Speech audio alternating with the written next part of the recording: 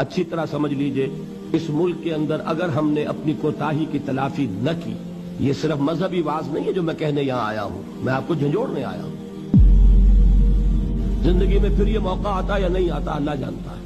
मेरी अपनी जिंदगी है या नहीं है किसको मालूम।